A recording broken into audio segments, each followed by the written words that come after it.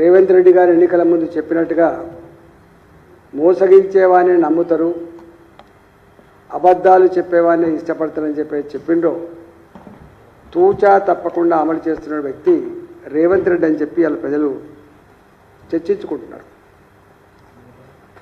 ప్రజలకు పోయి ఏ 10 మందిని అడిగినా కూడా 7 మంది 8 మంది ఈ ప్రభుత్వం అన్ని రంగాల్లో విఫలమైంది అని చెప్తున్నారు. ఈ రంగం ఆ రంగం అని చెప్పలేము, ఈ హామీ ఆ హామీ అని చెప్పలేము, అన్ని రంగాల్లో విఫలమైందని చెప్తా ఉన్నారు. మా బొక్క నరసింహారెడ్డి గారి జిల్లాలో ముచ్చెర్ల గ్రామం ఫార్మాసిటీ కోసం ఆనాటి ప్రభుత్వం ఫార్మా కంపెనీ యాజమాన్యాలను హెలికాప్టర్ల మీద తీసుకుపోయి ఆహా ఓహో అని అద్భుతాలు సృష్టించి 14,000 పైచిలకు ఎకరాల భూమిని అక్వైర్ చేసిండ్రు.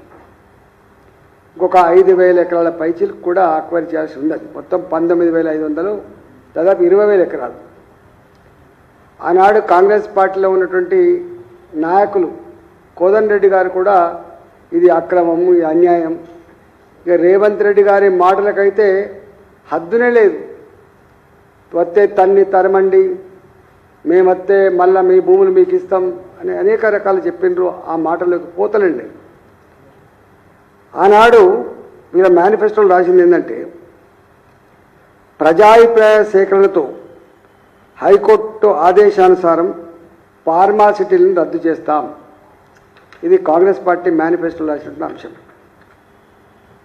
అందరూ అనుకున్న రైతులు నమ్మి ఆనాడు ఆ ప్రభుత్వం ఆ 14,000 పైచిలకు ఎకరాలకు ఇచ్చినటువంటి కంపెన్సేషన్ ఎకరానికి 8 నుంచి 10 లక్షల రూపాయలు.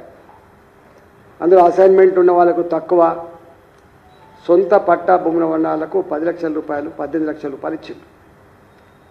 కానీ ఇవాళ ఫార్మాసిటీ రద్దవుతున్నప్పటికి కూడా 1 ఎకరం విలువ 2 కోట్లు, 3 కోట్లు, 4 కోట్లు ఉన్నటువంటి భూముల్ని ఇవాళ ఫోర్త్ సిటీ పేరిట, హ్యాపెనింగ్ సిటీ పేరిట ఆ భూముల్ని అట్లే గుంజుకొని మరికొన్ని 30,000 ఎకరాలలో 30,000 ఎకరాలు అంటే ఇంకొక 10-15,000 ఎకరాలు జమ చేసుకొని రైతుల కళల్లో మట్టి కొట్టి తల్లిని బిడ్డను వేరు చేసినట్టుగా రైతాంగాన్ని భూమి నుంచి వేరు చేసి ఇవాళ రియల్ ఎస్టేట్ బ్రోకర్ లాగా, రియల్ ఎస్టేట్ మాఫియాకి ఇవాళ డోర్లు ఓపెన్ చేసినటువంటి ముఖ్యమంత్రిగా ప్రజలు మాట్లాడుకుంటున్నారు.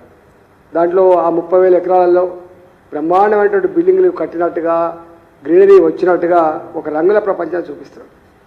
నేను అడుగుతా ఉన్నా, కాంగ్రెస్ పార్టీ నాయకులను కూడా అడుగుతా ఉన్నా, ఇవాళ ఫార్మాసిటీలను రద్దు చేస్తా అని చెప్పిన మీరు, ప్రజాభిప్రాయ సేకరణతో మేము నిర్ణయం తీసుకుంటాను మీరు, కొడంగల్లో ఎందుకు మళ్ళీ మీరు ప్రజలు గత 8 నెలలుగా మాకు ఫార్మాసిటీ వద్దు, మా గ్రామాలలో మా చిచ్చు పెట్టకండి, మాకు ఇక్కడ ఎకరం భూమి 40 నుంచి 60 లక్షలు ఉన్నది, మీరు ఇస్తా అంటున్న డబ్బు 8 లక్షలు 10 లక్షల రూపాయలు, ఈ డబ్బు మాకు వస్తే తాగి ఖర్చు పెట్టుకుంటాం, భూమి నుంచి వేరైపోతే దిక్కులేని పక్షులం అయిపోతాం, కొన్ని వేల సంవత్సరాల నుంచి ఇక్కడ గ్రామాల్లో ప్రజలకి అక్కడ చేసుకొని అన్నం పెట్టగలిగే తల్లికి భూతాల్ని మాత్రమే, ఎందుకు ఈ భూముల మీద మీరు కన్నేసిందని చెప్పి రైతులు ససేమిరా ఇవ్వనని చెప్పిండ్రు.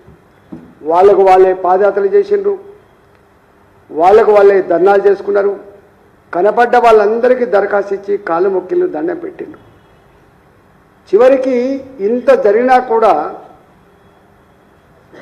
ప్రభుత్వం వెనుకకు తగ్గకుండా బెదిరించుడు, మీరు కనుక ఇవ్వకపోతే మీ అంతు చూస్తామని చెప్పి చేయడం ఇవన్నీ జరిగినాయి. జరిగిన తర్వాత మొన్న మళ్ళీ కలెక్టర్ గారు ప్రజాభిప్రాయ సేకరణ కోసం పోయారు. అంటే ఇంత జరిగిన తర్వాత కూడా పోకూడదు. వాస్తవంగా అక్కడి ప్రజానికం అంతా కూడా మేము 8 నెలలుగా మొరబెట్టుకున్నా మమ్మల్ని పట్టించుకొని మీరు ఇవాళ మా పల్లెలకు ఎట్లా వస్తుందని చెప్పి వాళ్ళను ఎల్లగొట్టింది. ఎల్లగొడితే స్వయంగా కలెక్టర్ గారు చెప్పిండ్రు మా మీద దాడి జరగలేదని చెప్పి. వాళ్ళని ఆ ప్రజల మీద 100 మంది పోలీసులు రాత్రిపూట దాడి చేసి ముసుగులు కట్టుకొని వాళ్ళ ముఖాల మీద బట్టలు కప్పి వాళ్ళు హింసించినటువంటి తీరు ఇవాళ యావత్ తెలంగాణ సమాజం, గిరిజన సమాజం కావచ్చు, దళిత సమాజం కావచ్చు, పేద రైతాంగం కావచ్చు కన్నీళ్ళు పెడతా ఉంది. వాళ్ళు అనుకుంటున్నారు ఈ లగిచెర్ల చుట్టుపక్కల 4 ఊళ్ళకు సంబంధించిన సమస్య అనుకుంటున్నారు. కానీ ఇవాళ వాళ్ళకైంది గతి, రేపు మాకైతేనటువంటి భయం ఉన్నది వాళ్ళకి. ఇప్పటికే పోలేపల్లిలో భూములు కోల్పోయినటువంటి రైతులకి ఇవాళ ఈయన చెప్పినట్టు వాళ్ళు చెప్పినప్పుడు ఉద్యోగాలను కూడా మీకే ఇస్తామని, ఏ ఉద్యోగాలు లేవు. కప్పులు కడిగే ఉద్యోగాలు, టాయిలెట్ కడిగే ఉద్యోగాలు, లిఫ్ట్ బాయ్లుగా ఉండేవాళ్ళు, అంట్లు తోమేవాళ్ళు, అటెండర్ నౌకరు తప్ప ఏ నౌకరు కూడా లేదు వాళ్ళకి. మళ్ళీ ఆ పోలేపల్లె సెజ్జులో పనిచేస్తున్న వాళ్ళు కూడా బయట రాష్ట్రాలకు వెళ్ళి ఎక్కడో వచ్చిన తప్ప అక్కడ కాదు. వీళ్ళు అన్న మాట ఏంటంటే, అయ్యా మేము ఇయ్యమని చెప్పిన తర్వాత కూడా ఎందుకు మమ్మల్ని ఇంత హింస పెడుతున్నారు, ఎందుకు పదే వస్తున్నారని చెప్తే ఇవాళ ఆ 8 నెలల పాటు ఉద్యమం నడిపినటువంటి వాళ్ళందరినీ కూడా ఐడెంటిఫై చేసి జైల్లో వాళ్ళు పోలీస్ స్టేషన్ తీసుకుపోయి 3rd డిగ్రీ ప్రయోగించారు. ఈ కాలు మీద 3 కూర్చున్నారట పోలీసు వాళ్ళు, ఇది కాలు మీద 3 కూర్చున్నారట. ఆ టైర్ల రబ్బర్తో కట్టినటువంటి వాళ్ళ 3rd డిగ్రీ వాడేటువంటి వాటితోటి 2 గంటల పాటు 2 అవర్స్ కన్నీళ్లు పెడుతున్నా, మొత్తుకున్నా. అంటే వాళ్ళ భూములు బలవంతంగా గుంజుకోవద్దని, మా భూములు మాకు కావాలని చెప్పి అడిగినందుకు, వీళ్ళేం నక్సలైట్లు కాదు, పరాయి భూములను జెండాలు పాతలే, వీళ్ళు ఇతర భూములు కావాలని అడగలే, వాళ్ళ భూముల కోసం ఇవాళ ఆ హింసించిన తీరు. నిన్న జైలుకు పోతే వాళ్ళు కన్నీరు మున్నీరైన పద్ధతి చూస్తుంటే నిజంగా రేవంత్ రెడ్డి ఎంత సాడిస్ట్ లాగా వివరిస్తుందో అర్థమవుతా ఉంది. ఆయన ఆ ప్రాంతం వాడు కాకపోయినా ఈ ప్రాంతానికి వచ్చి ప్రశ్నించే గొంతును నేను నాయకుని అవుతా అని చెప్తే మా ప్రాంతం మేము బాగుపడతామని చెప్పి ఓట్లేసి గెలిపించిన కర్మానికి ఒక ఈ పని చేస్తున్నారు. ఇప్పటికి కూడా ఆ ప్రాంత రైతులు అంటున్నారు ఏమొస్తుందో తెలియదు సార్, ఇక్కడ ఫార్మా కంపెనీ వస్తుందా ఏమొస్తుందో తెలియదు, కానీ 1350 ఎకరాలు ఇంకొక 1500 ఎకరాలు కూడా గుంజుకునే ప్రయత్నం చేస్తుందని చెప్తాను. ఇవాళ ఈ సంవత్సర కాలంగా చూస్తున్నా, నేను కూడా ఒక 25 సంవత్సరాలుగా యాక్టివ్ పాలిటిక్స్లో ఉన్నాను. అనేక మంది ముఖ్యమంత్రులు చూసాం. మేము కొత్తగా రాజకీయాలకు వచ్చినప్పుడు చంద్రబాబు నాయుడు గారు, రాజశేఖర్ గారిని చూసినాం, రోషే గారిని చూసినాం, కిరణ్ కుమార్ గారిని చూసినాం, కేసీఆర్ గారిని చూసినాం, మళ్ళీ ఈయన చూస్తున్నాం. ఇంత దుర్మార్గం అంటే సంవత్సర కాలంగా వచ్చుడే హైడ్రాని మొదలుపెట్టండి. అంటే ప్రజలకి తెలుసుకునే వరకే జరగాల్సిన నష్టం జరిగిపోయింది. చెరువులు అంటేనే ప్రభుత్వ భూములు, చెరువులు అంటేనే మొత్తం FTLలో ఉండేటి కానీ బఫర్ జోన్లు కానీ మొత్తం గవర్నమెంట్ భూములు అనే పద్ధతుల పట వాళ్ళను దొంగల్లాగా చిత్రీకరించే ప్రయత్నం చేశారు. వీళ్ళంతా ఆక్రమించుకొని కట్టుకున్న ఇల్లు, వీళ్ళ వల్లనే హైదరాబాద్కు వరదలు వస్తున్నాయి అని చెప్పేటువంటి ప్రయత్నం చేశారు. కానీ తర్వాత తెలిసింది ఈ భూములని కూడా పట్టా భూములని 50 ఏళ్ళ క్రితం 60 ఏళ్ళ క్రితం వాళ్ళు లేఅవుట్లు చేస్తే కొనుక్కొని కట్టుకున్నటువంటి ఇల్లు అనే విషయం తర్వాత తెలిసింది. ఎక్కడ కూడా ఇల్లీగల్ ఆక్రమించుకున్న భూములు కాదు. ఈవెన్ మూసీలో ఉన్నాయి కూడా. అట్లా అనేక పేదలను కూలగొట్టింది. ఆ వేదన ఇప్పుడు మళ్ళీ చెప్తే అది మళ్ళీ కన్నీళ్ళు వస్తాయి.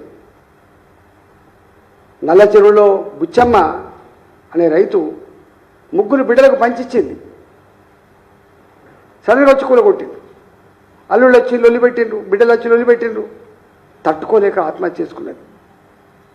నా కొడుకు క్యాన్సర్ పేషెంట్ అయ్యా, నాది కూలగొట్టకు, నేను నీళ్ళ ప్యాకెట్లు అమ్ముకొని బతికితోంది అని చెప్తే కాళ్ళ మీద పడితే బూటు కాలుతో తన్నిలు తప్ప కనికరం రాలే.